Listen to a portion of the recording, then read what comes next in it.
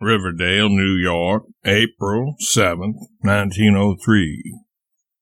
Dear MacAlister, yours arrived last night, and God knows I was glad to get it, for I was afraid I had blundered into an offense in some way and forfeited your friendship. A kind of blunder I have made so many times in my life that I am always standing and awaiting in morbid dread of its occurrence. 3 days ago I was in condition, during one horribly long night, to sympathetically roast with you in your hell of troubles.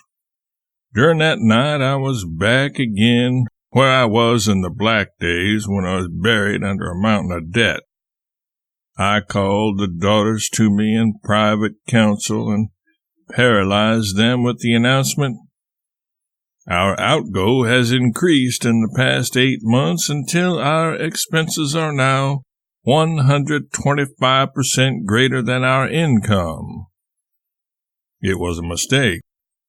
When I came down in the morning, a gray and aged wreck, and went over the figures again, I found that in some unaccountable way, unaccountable to a businessman, but not to me, I had multiplied the totals by 2. By God, I dropped 75 years on the floor where I stood. Do you know it affected me as one is affected when he wakes out of a hideous dream and finds that it was only a dream? It was a great comfort and satisfaction to me to call the daughters to a private meeting of the board again and say, "You need not worry any more. Our outgo is only a third more than our income. In a few months your mother will be out of her bed and on her feet again. Then we shall drop back to normal and be all right." Certainly there is a blistering and awful reality about a well-arranged unreality. It is quite within the possibilities that 2 or 3 nights like that night of mine could drive a man to suicide. He would refuse to examine the figures. They would revolt him so, and he could go to his death unaware that there was nothing serious about them. I cannot get that night out of my head. It was so vivid, so real, so ghastly. In any other year of these 33, the relief would have been simple. Go where you can cut your cloth to fit your income. You can't do that when your wife can't be moved, even from one room to the next. Clara spells the trained nurse afternoons. I am allowed to see Mrs. Clemens 20 minutes twice a day and write her 2 letters a day, provided I put no news in them.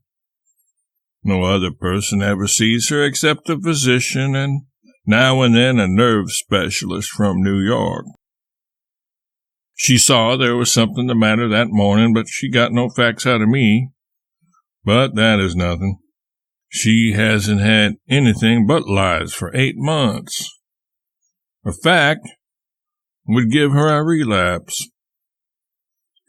The doctor and the specialist met in conspiracy 5 days ago, and in their belief she will by and by come out of this as good as new, substantially.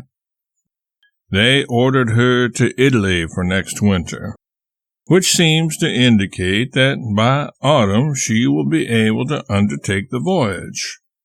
So Clara is writing a Florence friend to take a look round among the villas for us in the regions near that city.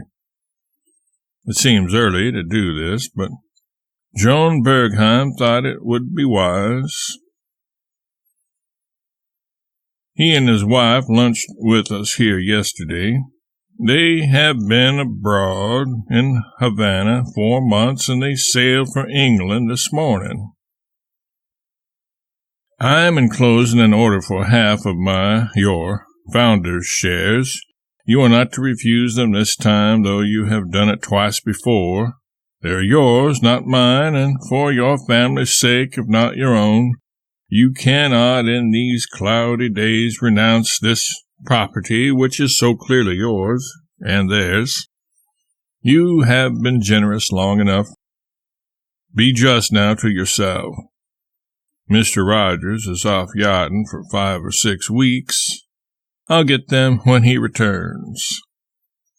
The head of the house joins me in warmest greetings and remembrances to you and Mrs. MacAlister. Ever yours, Mark. May 8th. Great Scott! I never mailed this letter. I addressed it, put registered on it, then left it lying unsealed on the arm of my chair and rushed up to my bed quaking with a chill. I've never been out of the bed since. Oh, bronchitis, rheumatism, 2 sets of teeth aching. Land, I've had a dandy time for 4 weeks. And today, great guns, one of the very worst. I'm devilish sorry, and I do apologize. For although I am not as slow as you are about answering letters as a rule, I see where I'm standing this time. 2 weeks ago, Jean was taken down again, this time with measles, and I haven't been able to go to her, and she hasn't been able to come to me. But Mrs. Clemens is making nice progress, and can stand alone a moment or 2 at a time. Now I'll post this. Mark.